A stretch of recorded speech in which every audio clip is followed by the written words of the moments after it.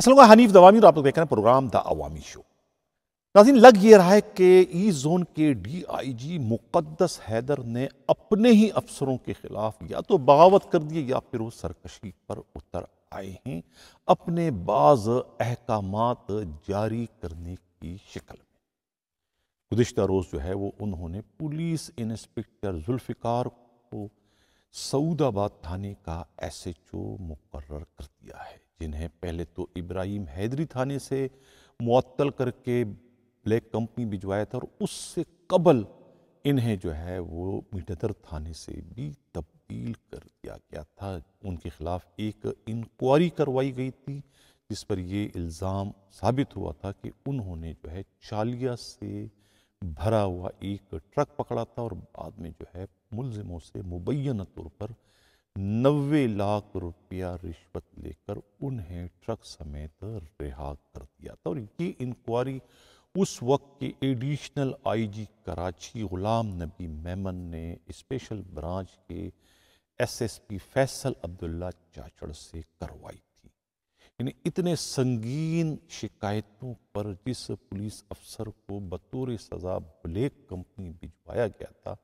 وہ پولیس افسر جو ہے ویسٹ ایسٹ زون کے ڈی آئی جی مقدس حیدر کا لاڈلا نکلا، یعنی کہ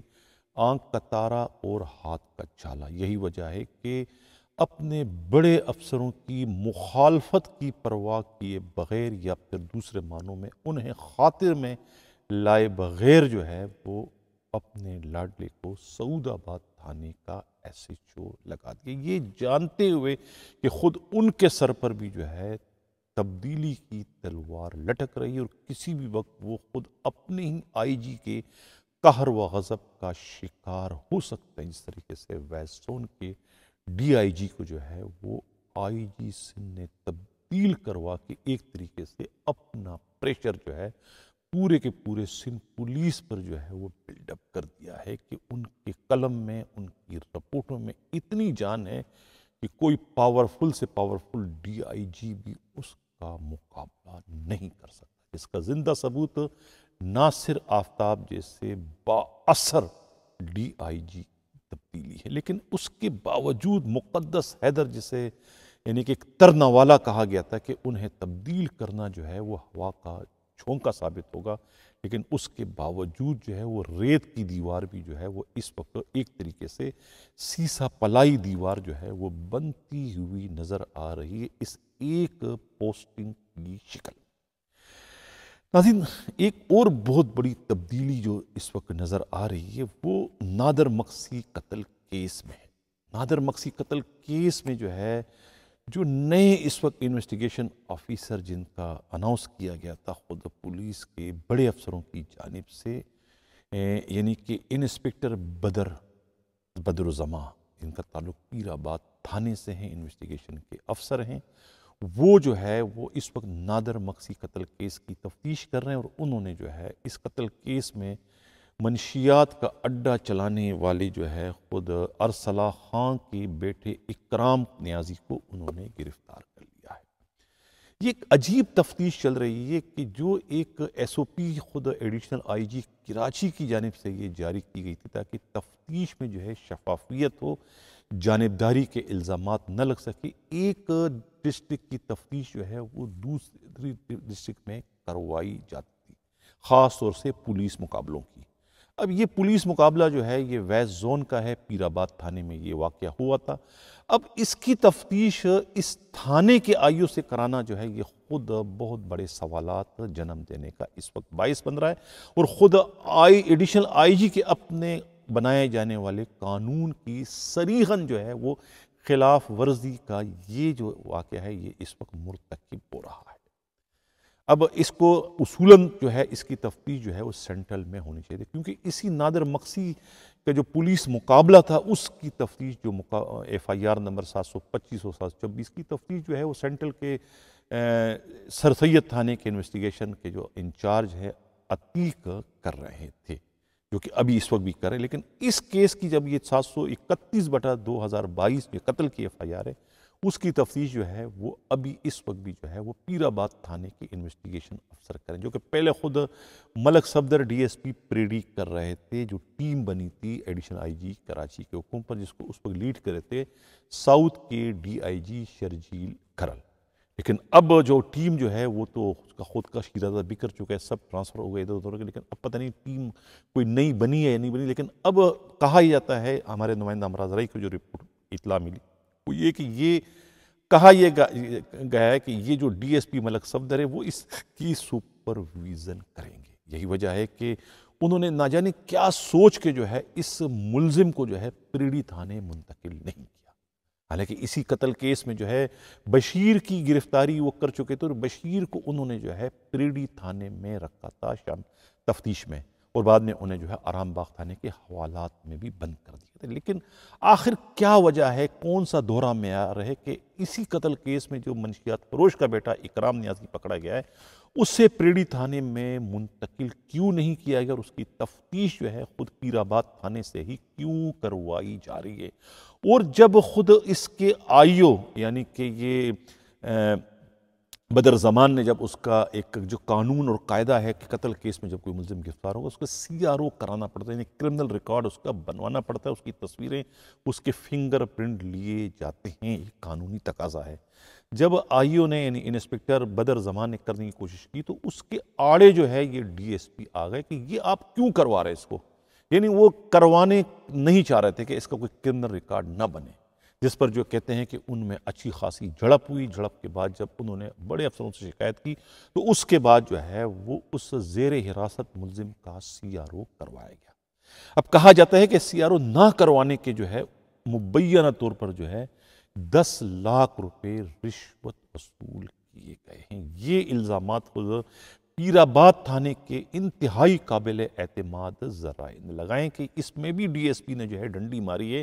اپنے ان پرانے جو ساتھیوں کو بچانے کے لیے کہ اس کے بیٹے کو گرفتار تو کر لیا، اس کی گرفتاری بھی جو ہے خود ڈی ایس پی ملک صفدر کی مرضی کے خلاف کی گئی ہے۔ اگر ان کی مرضی شامل ہوتی تو ان کے پاس تو تفتیش پچھلے 1.5 ماہ سے تھی، آخر 1.5 ماہ میں انہوں نے کیوں نہیں ان کو گرفتار کرنا تو کجا کسی کو شامل تفتیش کر کے ان کا بیان بھی قلم بند کرنے کی زحمت گوارا نہیں کی۔ حالانکہ خود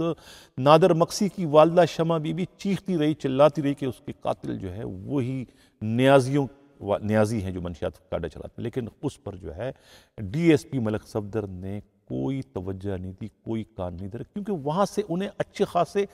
دمڑے مل رہے تھے اور وہ خود بھی وہاں ایس ایچ او کی حیثیت سے اپنے فرائض سر انجام دے چکے اور ان کے خود ٹیلی فون تک ٹریس ہو چکے ہیں کہ وہ کس طریقے سے ان کے لیے ایک طریقے سے سہولت کاری کا کردار ادا کر رہے تھے، اور جس کا اب زندہ ثبوت جو ہے یہ اس کا سی آر او نہ کروانے کے لیے جو ہے وہ مزاحمت کرنا ہے۔ اب دیکھنا یہ کہ یہ تفتیش جو ہے وہ ایڈیشنل آئی جی اپنے ہی جاری کردہ جو ایس او پی ہے اس پر عمل درآمد کرواتے ہیں، یا کہ اس معاملے کو جو جیسا چل رہا ہے جس طریقے سے جو ہے وہ ملک صفدر اس کو چلا رہے ہیں اسی طریقے چلیں گے، یا کہ پھر وہ اس کی تفتیش بھی جو ہے سینٹرل ڈسٹرکٹ کو ٹرانسفر کریں گے۔ اب یہ تو آنے والا وقت ہی بتلائے گا۔ ناظرین، اب ایک وضاحت میں کرتا چلوں، انہوں نے شکایت کی ہے خود ملک صفدر کے رفقا نے کہ ملک صفدر پر کرپشن کے بڑے الزامات جو ہے میں لگا رہا ہوں یا میرا چینل لگا رہا ہے، انہوں نے اتنی کرپشن نہیں کی۔ خاص طور سے جو ہے پیر آباد تھانے کے جو سابقہ ایس ایچ او انظار عالم سے جو 3 لاکھ روپیہ ان کے کولیگ سے رشوت لینے کا جو الزام ان پہ لگا، انہوں نے 3 لاکھ نہیں لیے بلکہ 1.25 لاکھ کے قریب وہ بھی چھوڑ کے چلے گئے تھے، انہوں نے مانگے نہیں تھے۔ اس قسم کی انہوں نے وضاحت کی ہے، حالانکہ یہ وضاحت جو ہے خود ایک طریقے سے اعتراف جرم کے زمرے میں آتی، لیکن چونکہ ان کی طرف سے دباؤ تھا اس لیے میں اسے بھی اپنے پروگرام میں شامل کر رہا ہوں۔ ناظرین، کہتے ہیں نا کہ جیسی کرنی ویسی بھرنی، یعنی مکافات عمل کیا ہوتا ہے۔ سندھ پولیس کے جو موجودہ آئی جی ہیں، جب وہ خود ایڈیشنل آئی جی کراچی تھے تو وہ اس وقت جو ہے ایس ایچ اوز کی پوسٹنگ میں جو ہے وہ ایک بہت بڑے سیسا پلائی دیوار بن جاتے تھے۔ خاص طور سے اس وقت کے آئی جی کے لیے. یعنی اس وقت کے آئی جی مشتاق مہر کو اگر کسی کو ایس ایچ او لگانا ہوتا تھا تو وہ کم از کم 10-15 بار فون کرتے تھے، تب جا کر جو ہے وہ کسی کو ایس ایچ او لگوانے میں کامیاب ہو جایا کرتے تھے، ورنہ بہت ہی مشکل تھا. یہی وجہ ہے کہ انہوں نے امتحانی طریقہ کار وضع کیا تھا تاکہ نہ کوئی امتحان میں ان کے ہاتھوں کامیاب ہو اور نہ وہ اپنا من پسند تھانے کا ایس ایچ او بننے میں بھی کامیاب ہو سکے. یہ ان کا ایک حربہ تھا جس میں وہ کامیاب ہوئے تھے. لیکن اب ان کے ساتھ کیا ہو رہا ہے؟ اب وہ اپنے 3 لاڈلے پولیس افسروں کو ایس ایچ او لگانے میں مکمل طور پر ناکام ہو چکے ہیں. بڑی کوششیں انہوں نے کی ہیں کہ انہیں ایس ایچ او لگائے. 3 نام جو میرے پاس آئے ہیں جو کہ ان کے دور میں جو ہے اچھے اچھے تھانوں کو انجوائے کرتے رہے ہیں. ان میں سے ایک کو تو وہ ایمانداری کا سرٹیفکیٹ بھی دے کر پولیس کی جانب سے 50,000 روپے کا انعام بھی دے چکے تھے. یعنی میرا اشارہ جو ہے وہ رانا حسیب معمار تھانے کے سابقہ ایس ایچ او کی طرف ہے، جو کہ خود موجودہ ایڈیشنل آئی جی کراچی کے ہاتھوں کرپشن کے الزام میں کچھ اس طرح معطل کر دیے گئے کہ اب دوبارہ جو ہے وہ ایس ایچ او لگنے کے قابل نہیں. وہ جو کہ سابقہ ایڈیشنل آئی جی اور موجودہ آئی جی کے لاڈلے تھے اور ان کے بقول ان کے وہ جو ہے واحد ایس ایچ او ہیں جو کہ ایماندار ہیں سندھ پولیس کے. یہ انہوں کو سرٹیفکیٹ بھی انہوں نے دیا تھا جو کہ موجودہ ایڈیشنل آئی جی کے ہاتھوں کرپشن کے الزام میں جو ہے معطل کیے جا چکے ہیں. دوسرا جو سب سے بڑا نام ہے وہ افتخار آرائیں. افتخار آرائیں کو ایس ایچ او لگانے کے لیے موجودہ آئی جی نے بہت کوششیں کی، لیکن وہ انہیں آئی جی سندھ ہونے کے باوجود کراچی کے کسی ایک بھی تھانے کا ایس ایچ او لگوانے میں مکمل طور پر ناکام ہے. اسی طریقے سے جو ہے وہ گل آوان، وہ بھی جو ہے ان کے ہاتھوں ایس ایچ او اس زمانے میں تو لگتے رہے اچھے تھانوں کو انہوں نے انجوائے کیا، منگو پیر جیسے تھانے کے، مومن آباد جیسے تھانوں کے وہ ایس ایچ او رہے، لیکن اب جو ہے وہ کسی معمولی تھانے کا بھی ایس ایچ او لگنے کی پوزیشن میں نہیں ہے. حالانکہ ایڈیشنل آئی جی اس وقت آئی جی سے اور بڑے پاورفل آئی جی بن کر ابھرے ہیں. سوال اب یہ پیدا ہوتا ہے کہ آخر کون ہے جو کہ آئی جی سندھ کے اس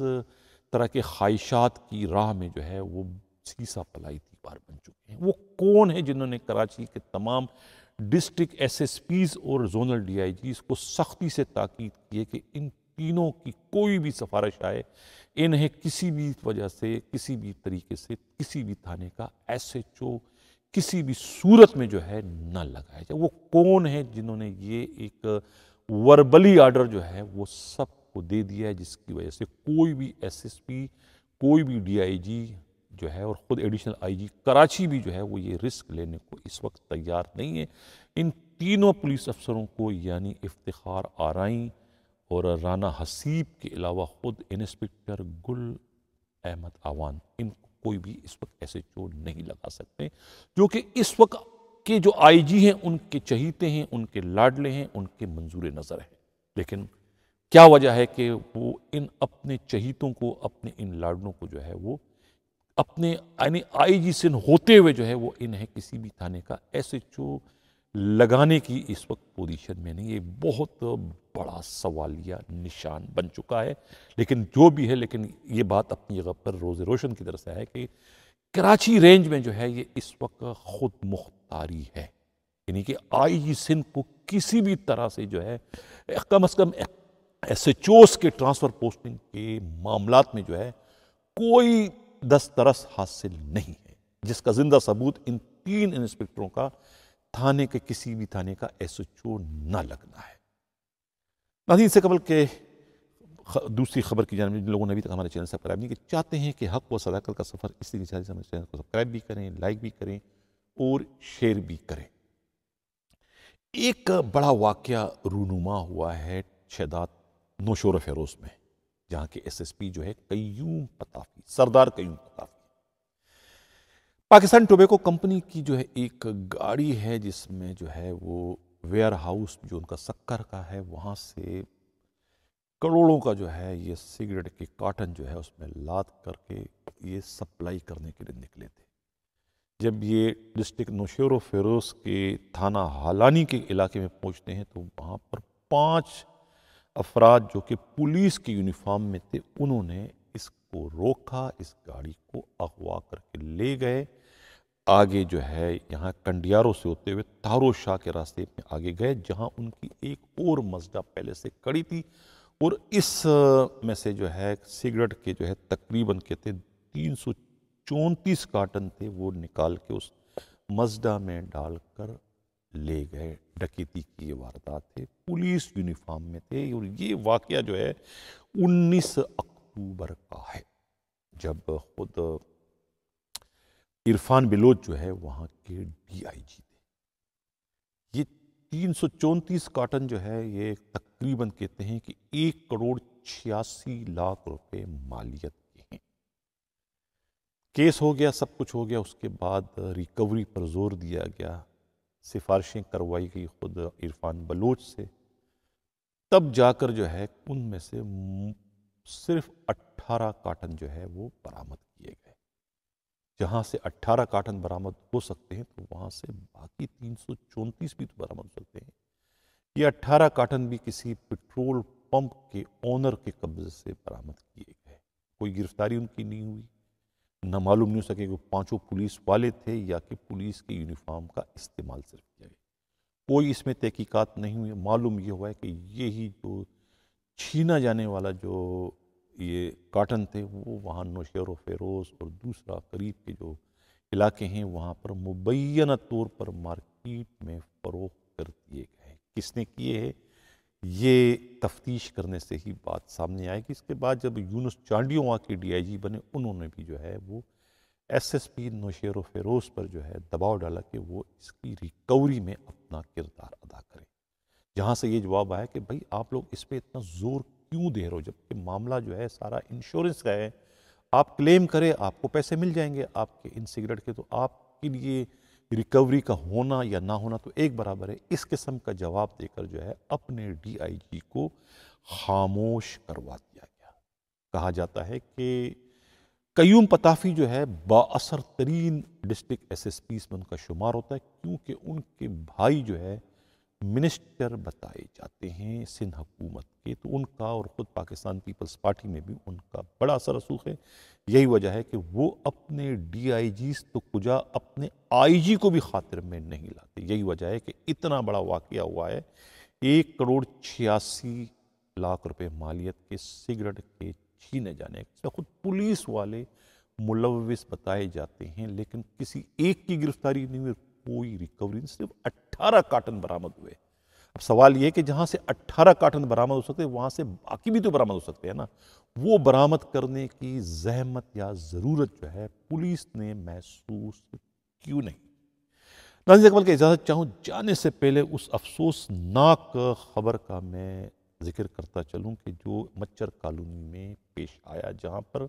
ٹیلی کام کمپنی کے 2 بدنصیب ملازمین کو تشدد کر کے ہجوم کے ذریعے ہلاک کروایا گیا۔ پولیس نے ایک بہت بڑا کارنامہ سر انجام دیا کہ اس مسجد کے مولوی کو گرفتار کر لیا گیا ہے، جن پر یہ الزام ہے کہ انہوں نے ان 2 مقتولین کو یہ کہا تھا کہ ان کے گھر پر ٹاور لگایا جائے۔ انہوں نے جب انکار کیا تو بعد میں اسی مولوی نے کہتے ہیں کہ مسجد میں اعلان کیا کہ جو گاڑی بار کھڑی ہے یہ گاڑی جو ہے اس میں ڈاکو آئے ہیں جو کہ یہاں سے کم سن بچوں کو اغوا کرنے کی کوشش کریں، جس پر علاقے کے لوگوں نے نہ آؤ دیکھا نہ تاؤ دیکھا، اور ان دونوں بدنصیبوں کے چیخنے چلانے اور یہ کہنے کہ ہم ٹیلی کمیونیکیشن کے ملازم ہیں،